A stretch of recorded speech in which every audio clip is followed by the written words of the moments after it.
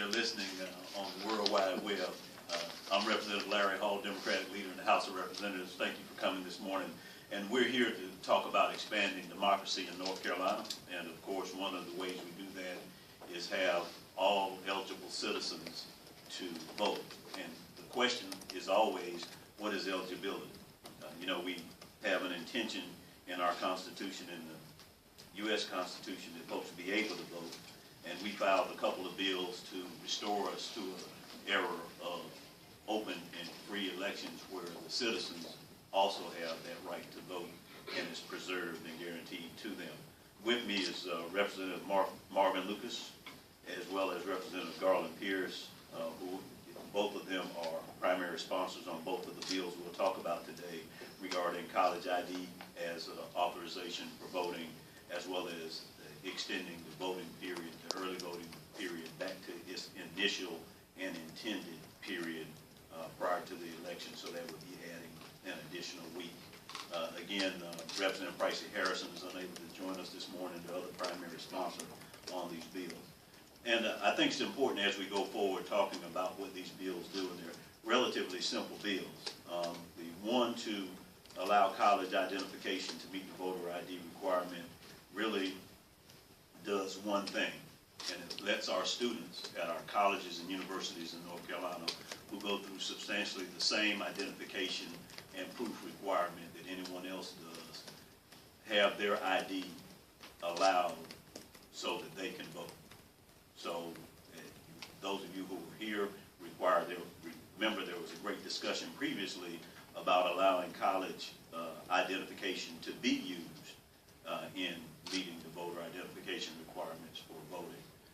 As you may recall, initially state colleges and universities were going to be allowed to use their voter ID, use their identifications to qualify for voting. Subsequent to that, apparently in an effort to keep private colleges and universities from being able to vote as well, they struck the authorization for college IDs for universities and state colleges to be used. So we're asking that it be restored, that all of our colleges and universities have that opportunity for their students who are registered and have identification to be able to use that identification in the voting process.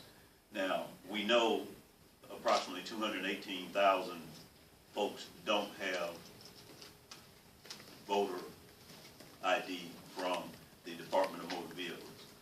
Those are registered voters. 218,700 registered voters don't have DMV issued ID.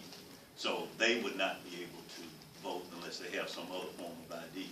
This particularly hits the 18 to 25-year-old, and of that number, 218,000, approximately 44,800 are 18 to 25 years old who are registered voters, once again, but don't have DMV issued ID. And so we have a large population of folks out there who should be able to vote, who are enrolled in colleges and universities. And if you look at the overall number, we have 502,000 North Carolinians or people who are students enrolled in our colleges, universities, and community colleges across the state. A big pool of people. Their age ranges go, from 18 even up to 80 in some cases, I'm sure. But that is a lot of people. We made it more difficult in order for them to vote when in fact they've already basically satisfied the requirements of the identification through their college or university ID.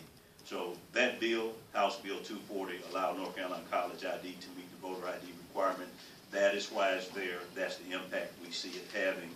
And again, we bring many, many folks into the process, which is what we should have. A process that encourages and facilitates our citizens choosing their leaders, choosing the policies that are carried out, and choosing their future. I want to let Representative Lucas and or Representative Pierce give any comments they have on the college ID requirement before we go to the early voting requirement. Representative Pierce or Lucas? Say, Representative,